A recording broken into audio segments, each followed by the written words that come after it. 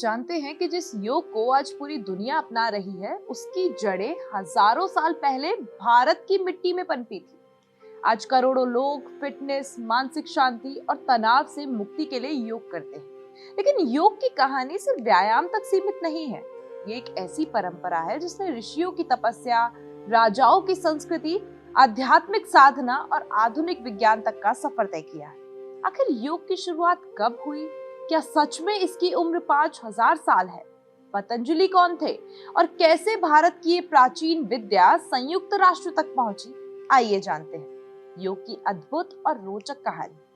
नमस्कार, मैं हूं तृप्ति और आप देख रहे हैं कड़क। योग भारत की सबसे प्राचीन और महत्वपूर्ण परंपराओं में से एक माना जाता है। आज ये केवल भारत तक सीमित नहीं है, बल्कि दुनिया के लगभग हर देश में लोग योग का अभ्यास कर रहे हैं।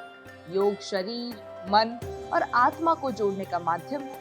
ये केवल शारीरिक व्यायाम तक सीमित नहीं है, बल्कि जीवन जीने की एक कला है। भारत में योग का इतिहास हजारों साल पुराना माना जाता है।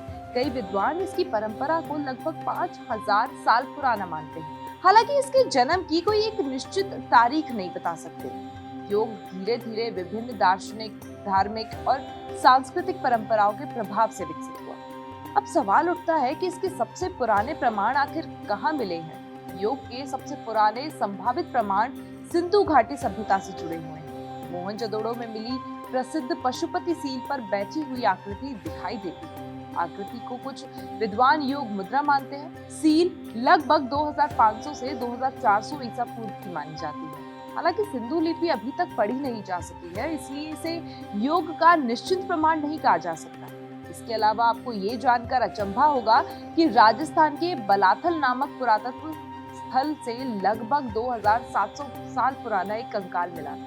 2700 साल पुराना कंकाल ऐसी मुद्रा में पाया गया जिसे कई विशेषज्ञ ध्यान या समाधि मुद्रा से जोड़ते हैं। इसे योग के प्राचीन अस्तित्व का अपेक्षाकृत अधिक विश्वसनीय प्रमाण माना जाता है। योग शब्द का जो उल्लेख वेदों में भी मिलता है, हालांकि उस समय इसका अर्थ आज के योगासन जैसा नहीं था। वेदों, उपनिषदों और महाभारत में योग का संबंध ध्यान, तपस्या, आत्म संयम और आध्यात्मिक साधना से ज्यादा था। कुछ इतिहासकारों का तो मानना है कि योग केवल वैदिक परंपरा से नहीं, बल्कि बौद्ध और जैन परंपराओं से विकसित हुआ। बौद्ध और जैन ग्रंथों में ध्यान, साधना, आत्मनियंत्रण की कई ऐसी विधियों का वर्णन मिलता है जो योग से जुड़ी हुई दिखाई देती है। अब सवाल ये भी उठता है कि अगर योग हजारों साल से मौजूद था, तो फिर इसे व्यवस्थित रूप किसने दिया? इस सवाल का जवाब है महर्षि पतंजलि। जब भी योग की चर्चा होती है, पतंजलि का नाम सबसे पहले लिया जाता है। माना जाता है कि लगभग 350 ईस्वी के आसपास उन्होंने योग सूत्र की रचना की। ये योग पर लिखा गया पहला व्यवस्थित और संपूर्ण ग्रंथ माना जाता है। पतंजलि ने योग को केवल धार्मिक आस्था या रहस्यवाद तक सीमित नहीं रखा, बल्कि उसे एक व्यवस्थित दर्शन और अभ्यास के रूप में प्रस्तुत किया। आधुनिक योग की कई अवधारणाएं और सिद्धांत आज भी योग सूत्र से ही प्रेरित है। समय के साथ योग भारत से निकलकर एशिया, मध्य पूर्व, उत्तरी अफ्रीका, दक्षिणी अमेरिका सहित दुनिया के कई हिस्सों तक पहुंचा।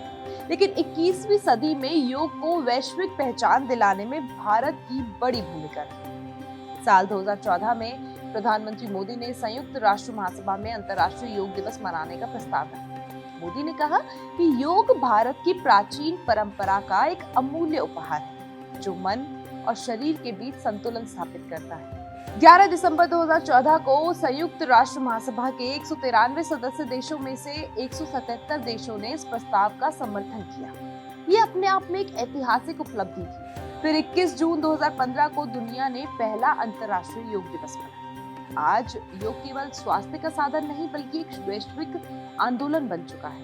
लोग तनाव कम करने, मानसिक शांति पाने, शरीर को स्वस्थ रखने और जीवन में संतुलन लाने के लिए योग का सहारा ले रहे हैं। योग का इतिहास प्रमाणों, परंपराओं और मान्यताओं का मिश्रण है। ये किसी एक व्यक्ति या एक समय से पैदा नहीं हुआ, बल्कि हजारों सालों में विकसित हुआ है। सिंधु घाटी सभ्यता से लेकर पतंजलि के योग सूत्र और फिर संयुक्त राष्ट्र तक का सफर ये दिखाता है कि योग एक जीवित परंपरा है, जो समय के साथ खुद को बदलती और विकसित करती रही। यही कारण है कि योग को केवल व्यायाम नहीं, बल्कि शरीर, मन और आत्मा के संतुलन की ऐसी जीवन पद्धति माना जाता है जिसकी प्रासंगिकता आज भी उतनी ही है जितनी हजारों साल पहले थी।